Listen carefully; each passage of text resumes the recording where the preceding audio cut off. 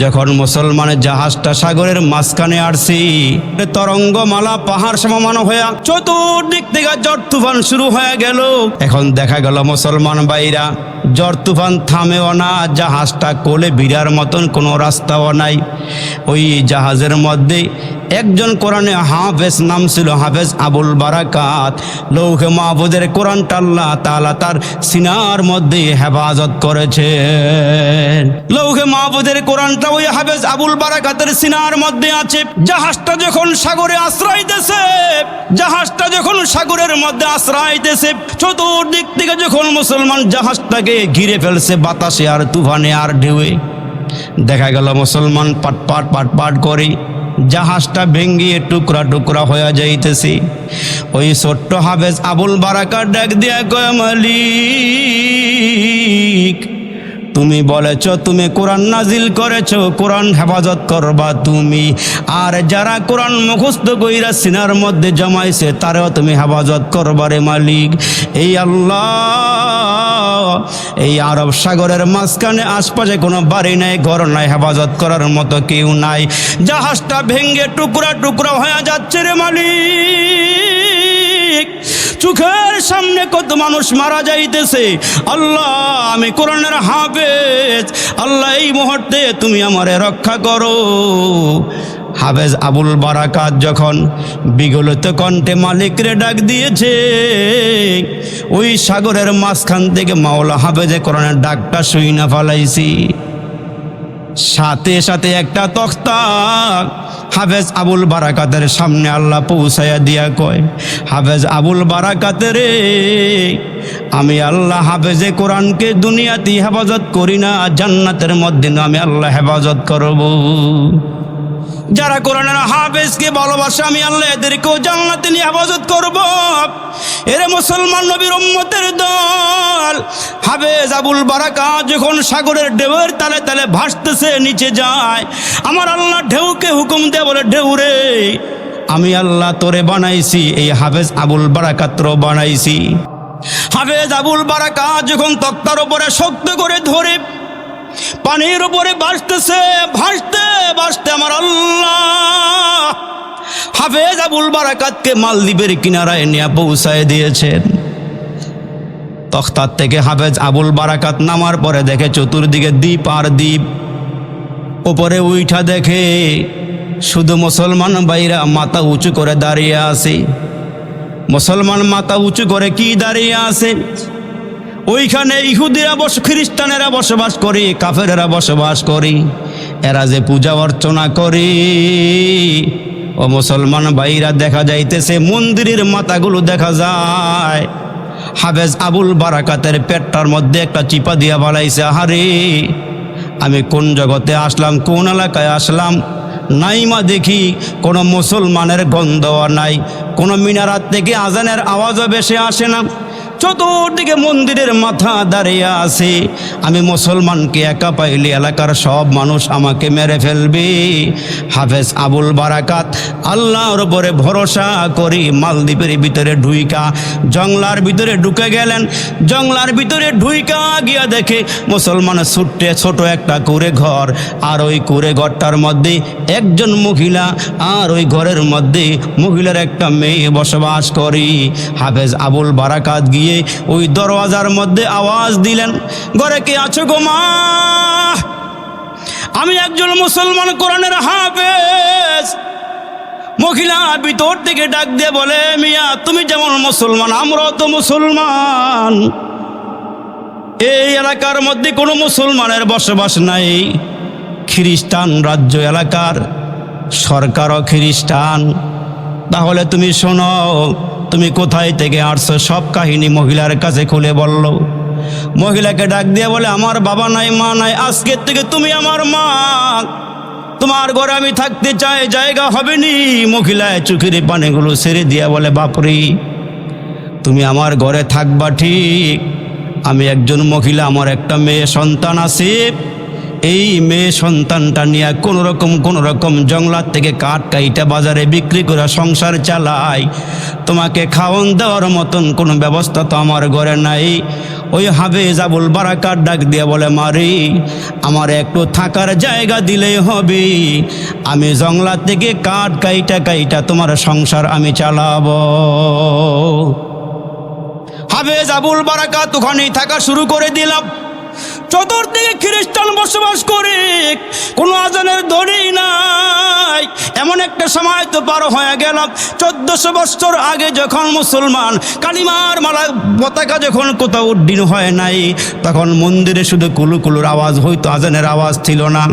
1400 বছর আগে যখন এই দুনিয়ার বুকে আল্লাহর নাম ছিল না কোথাও কোনো মানুষের মুখে, মন্দিরে শুধু বাজিত ঢঙ্কা, ছিল না আজান ধ্বনি, সে আধার গর্তে তুমি এসেছিলে হে সাধক রব্বানি। মানুষের মাঝে মানুষ রূপে জন্ম নিয়া মানুষে করিল জয়, ভালোবাসা দিয়া, কোরআন দিয়া, হাদিস দিয়া, অন্তর দিয়া, মন্ত্র দিয়া নয়। জীবনের চাইতে বেশি ভালোবাসি যারে, জীবনের চাইতে বেশি ভালোবাসি যারে, একবারও দেখি নাই তারে, জানি না আমার ভালোবাসায় আছে কি ভুল, একবার হলেও দেখা দাও হে প্রিয় রাসূল। আর একটু জোরে কন্যা আল্লাহু আকবার। এরারে আমার হাফেজ আবুল বারাকাত ওই গড়েই তাকে জঙ্গলার দিকে কাঠ কাটিয়া বাজারে বিক্রি করে কোনো রকম ওই মহিলার সংসার চালায়, নিজেও চলে, মহিলাও খায়, নিজেও খায়। ওই মহিলাকে মা বলিয়া ডাক দিলেন। মা বলিয়া আওয়াজ দেওয়ার পর হঠাৎ করে গভীর রাত্রে দেখা যায় ওই মহিলা হাউমাউ করে কান্না শুরু করে দিল। ভালো করে খেয়াল করেন বাবা জিরারি, হঠাৎ করে কান্নার আওয়াজ শুরু হয়ে গেল। ঘরের মধ্যে মহিলা কাঁদে, নীরবে নির্জনে চোখের পানিগুলো ছেড়ে কাঁদে। হাফেজ আবুল বারাকাত ডাক দিয়ে কয়, মা গো, তোমার কান্নার কারণে আমার ঘুম ভেঙে গেল, কি হয়েছে তোমার?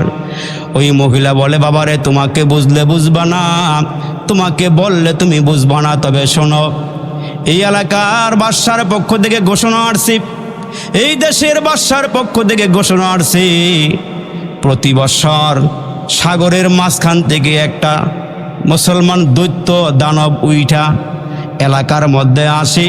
এলাকার মধ্যে আসলে পরে কোনো সুন্দরী রূপসী মেয়েকে সাজাইয়া সাগরের পারে মন্দিরখানায় দেওয়া লাগে।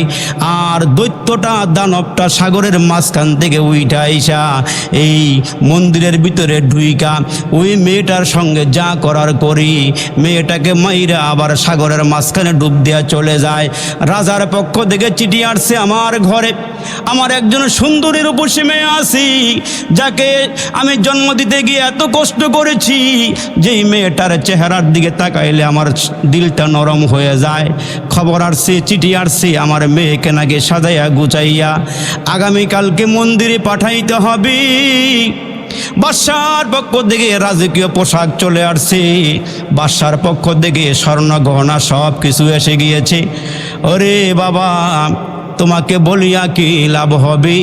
আমার মেয়েটাকে সাজগোজ দিয়া রাজার পক্ষ থেকে যে জামা কাপড় আসছে ওইগুলো পরাইয়া রাতের অন্ধকারে মন্দিরে দিয়ে আসতে হবে, আমার মেয়েটা মেরে ফেলবে, এই জন্য আমি কাঁদি। হাফেজ আবুল বারাকাত ডাক দিয়া কয়, মা, আপনার মেয়ে মরবে না যতদিন পর্যন্ত আমি আপনার ঘরে থাকি। মা, চিন্তার কোনো কারণ নাই, মাগো, চিন্তার কোনো কারণ নাই। আমার বয়স তো 12 থেকে 13 বৎসর, আমি এখনো কিশোর, আমার তো দাড়ি মোছ এখনো উঠে নাই গো মা। আপনি একটা কাজ করবেন, এ মা, বাদশার পক্ষ থেকে যে জামা কাপড় আসছি আমারে ভালো করে সাজাইয়া ওই জামা কাপড় পরাইয়া পুলিশ যখন আসবে পুলিশের হাতে আমারে উঠাইয়া দিবেন, আমাকে যেন মন্দিরের ভিতরে নিয়ে রেখে দেওয়া হয়। মাগো, আপনি এই কাজটাই করবেন। যদি ধরা খেয়ে যায়, কয় মাগো, সাজগোজ কইরা পুলিশের হাতে আপনি আমাকে দিয়ে দেন, আমার আল্লাহ আমারে রক্ষা করবে, আপনারাও রক্ষা করবে। যেহেতু আল্লাহ বলেছেন, কোরআন নাজিল করেছি আমি, যার সিনার মধ্যে কোরআন আছে আমি আল্লাহ তার হেফাজত করব। এ মা, চিন্তার কোনো কারণ নাই, হে মা, চিন্তার কোনো কারণ নাই, আমারে সাজাইয়া গুছাইয়া দেন। পুলিশ চলে আসছে, ওই মহিলার ঘরের চতুর্দিকে পুলিশ দাঁড়ায় গেল। মহিলা তার কথা অনুযায়ী হাফেজ আবুল বারাকাতকে সুন্দর করে সাজাইয়া গহনা পরাইয়া পুলিশের হাতে উঠাইয়া দিল। পুলিশ তো এত কিছু চিন্তা করে নাই, একজন মেয়ে দরকার, মন্দিরের ভিতরে ঢুকানো দরকার। সাজগোজ করিয়া যখন মন্দিরের ভিতরে ঢুকাইয়া দিছি, ঢুকাইবার পর বাহির দিয়া তালা মাইরা চলে গেল পুলিশ। সকালবেলা এসে লাশ নিয়ে যাবে।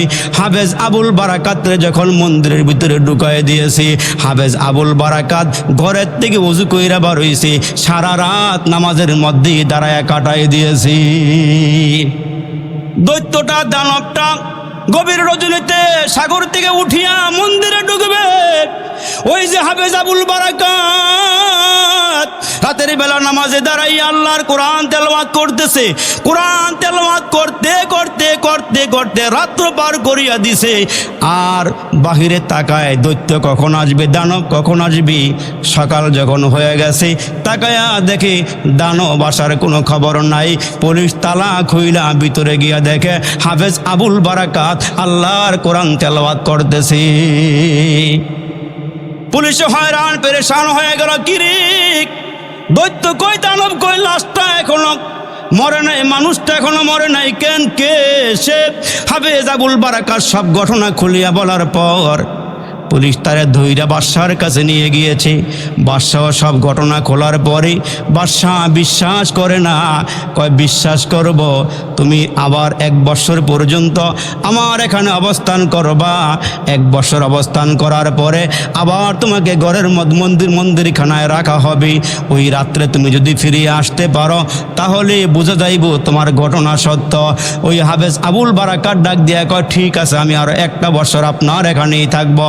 পুরনো 1টা বছর বাদশার কাছে রইল।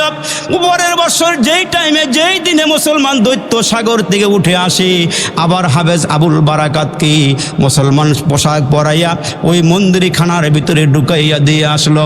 হাফেজ আবুল বারাকাত ভিতরে ঢুইকা মুসলমান বন্ধুরারে কতগুলো মাটি হাতের মধ্যে লইয়া সূরা ইয়াসিন থেকে একখানা আয়াতে কারিমা তেলাওয়াত কইরা আমার নবী ঘর থেকে বের হওয়ার সময় যে আয়াতে কারিমা তেলাওয়াত করিয়া বালুর মধ্যে ফু দিয়েছিল, ফু মেরেছিল, কাফেরদের চোখ মুখ অন্ধ হয়ে গিয়েছিল।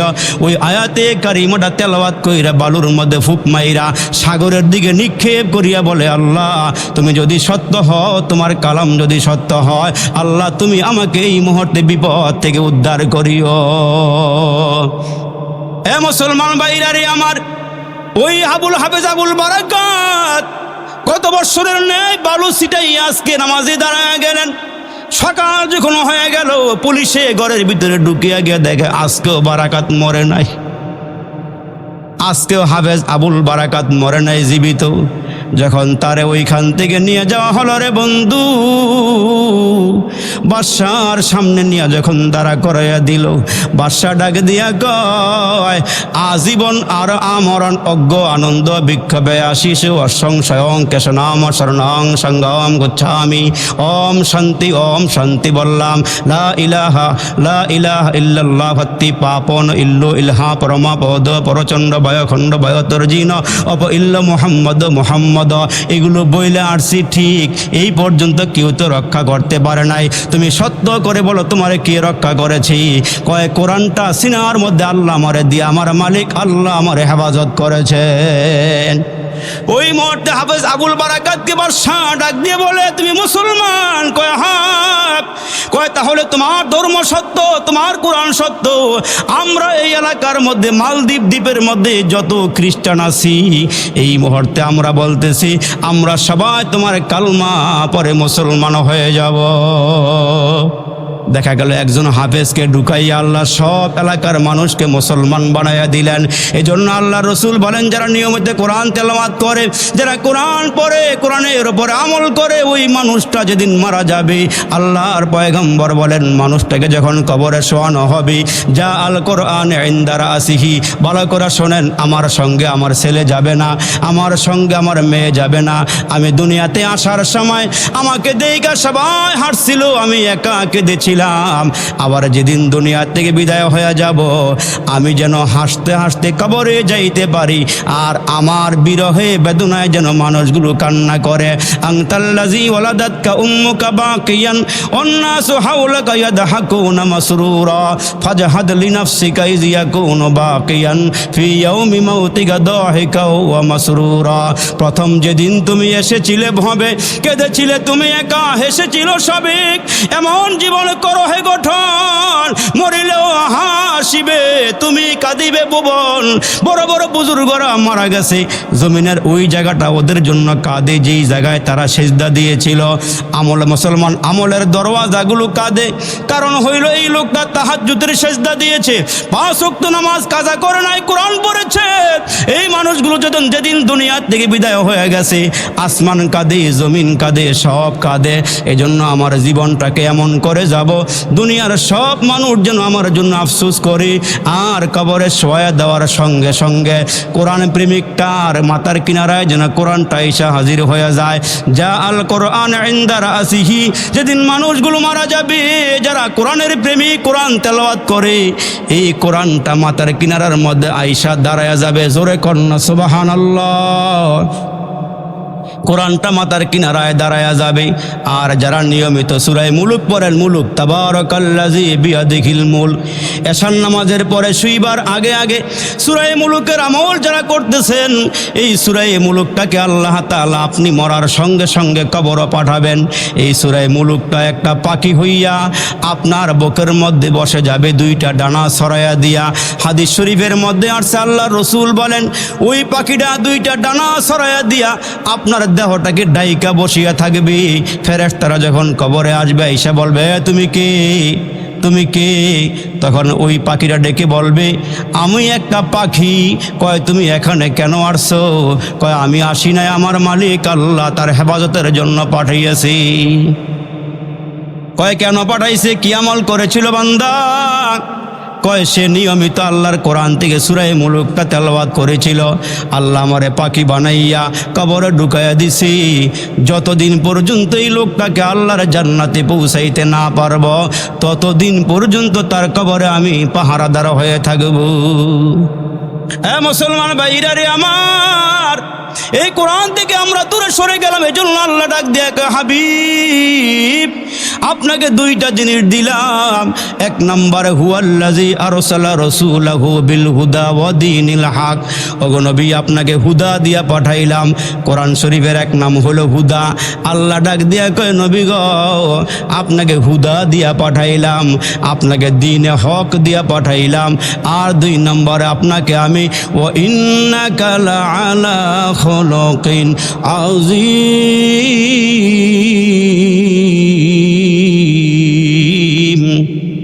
আল্লাহ ডাক দিয়া কই, নবী গো, আপনাকে আমি 30 পারা কোরআন দিলাম। 2 নম্বরে আপনাকে একটা চরিত্র দিলাম, যে চরিত্রটা হলো উত্তম চরিত্র। আল্লাহ ডাক দিয়া কে, হে মুমিনেরা শোনো, লাকাদ কানা লাকুম ফি রাসূলিল্লাহি উসওয়াতুন হাসানা। তোমরা উম্মতের জন্য রাসূলুল্লাহর মধ্যে গ্রহণ করার মতো রয়েছে উত্তম আদর্শ। সুবহানাল্লাহ। কোন যেই নেতার পিছনে দৌড়াইলাম, এই নেতা দিনের বেলা এক রকমের, রাতের বেলা এক রকমের। আর আম্মাজান আয়েশার কাছে গিয়া সাহাবীরা জিজ্ঞেস করে, ওগো আম্মাজান, আমার নবী হইল বিশ্ব নবী, বিশ্ব নেতা, তার চরিত্র নিয়ে একটু আলোচনা করেন। আমরা তো বাহিরে এক রকমের দেখি, ভিতরের অবস্থানটা একটু বলেন, ভিতরে আয়েশা রাসূলের আখলাকটা একটু বলেন। আম্মা যেন আয়েশা ডাক দিয়ে বলেন, সাহাবীরা রে, তোমরা কি কোরআন পড়ো না? খুলুকুল কোরআন। আমার নবীর চরিত্র কোরআনের মধ্যে যা আছে, আমার নবীর কোরআনের মধ্যে যা আছে, আমার নবীর মধ্যে আমার আল্লাহ তা দান করেছেন। আর আমগো নেতার অবস্থা কি? সকালে এক রকমের, বিকালে আর এক রকমের, নির্বাচনের আগে এক রকমের, পাশ করার পরে আর এক রকমের। ঠিক কিনা জোরে আওয়াজ করে বলেন। অথচ আমার নবী মুসলমান হায়াতের জীবনে, পুরা জীবনের মধ্যে একটা মিশা কথাও কয় নাই। ওয়াদা খেলাফ করে নাই, আমানতের খেয়ানত করে নাই। আমার নবীর চরিত্র ফুলের চেয়েও পবিত্র। এই জন্য তো হযরত ওমর বলেন, আমার কাছে আমার নবী একজন লোক পাঠাইল ইহুদি, সে আমার নবীর কাছ থেকে, আমার নবী তার কাছ থেকে কিছু খেজুর নিয়েছিলেন। ভালো করে শুনেন, নবীজি আমার পেয়ারা নবী ইহুদির নিকট থেকে কিছু খেজুর হাওলাত নিয়েছিলেন। হাওলাত নেওয়ার পরে আসলে ইহুদি আমার নবীরে খেজুর হাওলাত দেয় নাই। নবীজিকে একটা পরীক্ষা করা তার বাকি ছিল, আমার নবীরে চেতাইলে চেতে কিনা, রাগাইলে রাগে কিনা, গালি দিলে আমার নবী প্রতি উত্তর দেয় কিনা, এই একটা পরীক্ষা বাকি ছিল মুসলমান হওয়ার জন্য। এই পরীক্ষাটা পাশ করলে ইহুদি কালিমা পরে মুসলমান হয়ে যাবে। একটা মাত্র পরীক্ষা তার বাকি ছিল মুসলমান হওয়ার জন্যে। তো আমার নবী বিশ্ব নবী একদিন সাহাবীর জানাজায় গেলেন, জানাজার জন্য রসুল গেলেন। এক জায়গার মধ্যে সাহাবীদেরকে রসুল বসলেন, আর ওই ইহুদিটা ঘুইরা ঘুইরা আমার নবীর সামনে গিয়া আমার নবীরে কয়, হে মোহাম্মদ, তোমার চরিত্র এত খারাপ কেন? আমার পাওনা দেও না কেন? আর কত ঘুরাইবা? নবীজি ডাক দিয়া বলে, ভাই, তোমার আমি একটা সময় দিয়েছিলাম, সময়টা এখনো পার হয় নাই। আর ওমর পিছনে দাঁড়াইয়া মেজাজ গরম করতেছি, হাতাগুলো বড়তেছি, আমার নবীরে আমার সামনে গালি দিবে, তা সহ্য করা যায় না। চোখ রাঙ্গাইয়া দাঁড়াইয়া আছি। আমার নবী ওমরের দিকে তাকাইয়া বলে, ওমর রে, পাওনাদার কিছু বলতেই পারে, তুমি কেন চোখ রাঙ্গাইলা? আমার পাওনা সে যা পাবে তা দিয়া আরো কিছু বেশি তুমি তারে দিয়া দিবা। আর একটু বড় করে কন্যা সুবহানাল্লাহ, আমার কাছে যা পাবে তা তো দিবা, আরো বেশি দিবা। ওমর কয়, লাব্বাইক। সুবহানাল্লাহ কন। ঠিক আছে হুজুর, আপনি যা বলবেন। ওমর তারে ঘরে নিয়ে গেলেন। হযরত ওমর তারে ঘরে নিয়ে ঘরে বসাইয়া ঘরের ভিতরে ডুইকা খেজুরের বস্তা নিয়ে আসলেন। হযরত ওমর বলে, ভাই, নবীজির কাছ থেকে তুমি যতগুলো খেজুর পাইবা, পাল্লা বাটকারা দিয়া তোমার ওজন দিয়া খেজুর দিয়া দেই, আর একটু বেশি দিয়া দেই। খেজুর মাপা শেষ, এখন গাঠটি মাথায় উঠাইয়া নিয়া সে রওনা হয়ে যাবে। ইহুদি ডাক দেয়া, ওমর, আমি খেজুর নিব না। আর একটু জোরে আওয়াজ করে কন, আমি খেজুর নিব না। কেন? আমার নবীরে গাল মন্দ করলা, বকাঝকা করলা, এখন খেজুর বেশি দিলাম, নিবা না কেন? ওই মুহূর্তে ইহুদি চোখের পানিগুলো ছেড়ে দিয়া ডাক দিয়া, ওমর রে, মোহাম্মদের পরীক্ষা করেছিলাম, সবগুলো পরীক্ষার মধ্যে মোহাম্মদ পাশ করেছি, একটা পরীক্ষা বাকি ছিল, মোহাম্মদ রাগাইলে রাগে কিনা, মোহাম্মদ চেতাইলে চেতে কিনা। আমার নিয়া চলো, মোহাম্মদের হাতে হাত লাগাইয়া কালিমা পড়াইয়া মুসলমান বানাইয়া দাও। ইহুদি আর দেরি করে নাই, হযরত ওমরের সঙ্গে দুইজনে গলাগুলি ধরিয়া কাঁদে, ওমরও কাঁদে, আমার নবীজির ওই সাহাবী হযরত ওমরও কাঁদে, ইহুদিও কাঁদে। ওমর কয়, ভাই কাঁদো কেন? কয়, বাইরে নবীরে গাল মন্দ ইচ্ছা করে করি নাই, পরীক্ষার জন্য করেছিলাম, চলো মুহাম্মাদের দরবারে যাই। দোনোজন মিলিয়া নবীজির দরবারে যায়। নবীজির সামনে দাঁড়াইয়া ইহুদি ডাক দিয়া কয়, আয় চশমায়া রহমত মে আবি আনতা ওয়া উম্মি। মারহাবা জোরে কন। आए चश्मा रहमत में अभी अंगता व उम्मी, दुनिया पे तेरा लुत्फ सदा आम रहेगा, तकबीर में कलमा में नमाजों में यज़ा में है नाम इलाही से मिला नाम मोहम्मद, फरमाते हैं आदम के मुझे खुल्द तुरी में लिखा हुआ तौबा पे मिला नाम मोहम्मद, और लैला में है जुल्फ़े मोहम्मद का तरन्नुम, और शम्स में रुखसारा ये अहमद का तरन्नुम, यासीन से मौला ने कभी उसको पुकारा, हामीम कभी वर कभी तौसीनो इशारा। মোহাম্মদ নবীর সামনে গিয়ে দাঁড়ায়, মোহাম্মদ আমারে মাফ করে দাও, আমারে ক্ষমা করে দাও, তোমারে পরীক্ষা করার বাকি ছিল একটা মাত্র পরীক্ষা, সেটা হলো তুমি রাগাইলে রাগো কিনা, চেতাইলে চেতো কিনা। আমি আমার তাওরাতের মধ্যে পড়ছি তোমার চরিত্রটা এত সুন্দর হবে, দুনিয়ার কোনো মাখলুককে আল্লাহ সেই চরিত্র দেয় না, এটা প্রমাণ হয়ে গেছে, হাত বাড়াই দিই, কালমা পরে মুসলমান বানাই দাও। আর একটু জোরে বলেন না সুবহানাল্লাহ। এই জন্য আমার আল্লাহ আমার নবীর নামটা নির্বাচন করছেন মুহাম্মদ। এই ঈসা, মুসা, ইব্রাহিম, ইসমাইল, যত নবীর নাম আছে, নামগুলো আমরা নেই আর ছেড়ে দিই। অপরের বাচ্চা কান্না দেখলে টান দিয়ে কোলে নিয়া হালকা করে চুমা দিয়া সেরা দিই, আর নিজের বাচ্চা কানলে টান দিয়া বুকে লইয়া একবারে গালে চুমা দিয়া জাতা দিয়ে ধরে এই অনেকক্ষণ মোহাব্বতে। এই জন্য আল্লাহ ডাক দেখো উম্মত, আমার নবীরে ভালোবাসবা, নবীরে মোহাব্বত করবা, এই জন্য নামটা জাতা দিয়া নিবা মুহাম্মদ। জোরে কন্যা সুবহানাল্লাহ। নামটা মোহাব্বতের চুমা দিয়া নিবা মুহাম্মদ। এটা একটা বরকতি নাম, সুবহানাল্লাহ জোরে বলেন। এটা একটা পেয়ারা নাম, এটা একটা বরকতি নাম। আল্লাহু আকবার, আল্লাহু আকবার। এই নবীরে চিনছে সাহাবীরা, নবীরে ভালোবাসছে সাহাবীরা, জীবন দিয়েছে সাহাবীরা, জান দিয়েছে সাহাবীরা, গড় ছাড়ছে সাহাবীরা। আর আমরা নামে নামে ঘরে ঘরে মিলাদ নিন, দয়াল নবীর শাফাত নিন। সুন্নতের কথা কইলে উম্মত দূরে জায়গা, ঠিক কিনা জোরে আওয়াজ করে বলেন। এরা নবীরে ভালোবাসছে। এই জন্য আমাদের এক হজরত মুরব্বী বয়ান করছিলেন যে একজন পাঠানের সাথে আমার দুস্তি, পাঠান। তা পাঠানে আর আমি এক রুমেই থাকি। পাঠানে মুরগির গোশ খায়, পাঠানে গরুর গোশ খায়, আর আমি সরিষার তেল দিয়ে ভাইজা ভাইজা ভালো ভালো মাছ খাই। তো আমি একদিন সরিষার তেল দিয়ে ভালো কইরা মাছ ভাজি করছি, এমন গ্রান বাইরেছে। পাঠানে কয়, দোস্ত আজকে আমি গরুর গোশত খাবো না, মুরগি খাবো না, আমি মাছটাই খাবো। তা মাছটা খাইয়া তখন এই বাঙালির সামনে দাঁড়ায় কয়, আহ নবী কা কদর জানে সাহাবি, মছলি কা কদর জানে বাঙালি। সুবহানাল্লাহ কইতেন না জোরে? নবী কা কদর জানে সাহাবি, মছলি কা কদর জানে বাঙালি, মছলি কা কদর জানে বাঙালি। বাঙালি খালি মাছ খাওয়ার মজা বুঝে, আর নবীর সম্মান বুঝছে সাহাবাইকারা। জোরে কর সুবহানাল্লাহ। যে নবীর সাহাবীরা জীবন দিয়া দিছে, এরা ইমান দেয় না, জীবন দিছে। আমার নবী যখন যেখানে যাওয়ার জন্য বলছেন তারা তৈয়ার হয়ে গিয়েছে। আমার রসুল বলছেন, সাহাবী ইমানের তাকাজা নিয়ে বলো, আগামীকালকে 60,000 কাফের একদিক থাকবে আর তোমরা থাকবে একদিকে।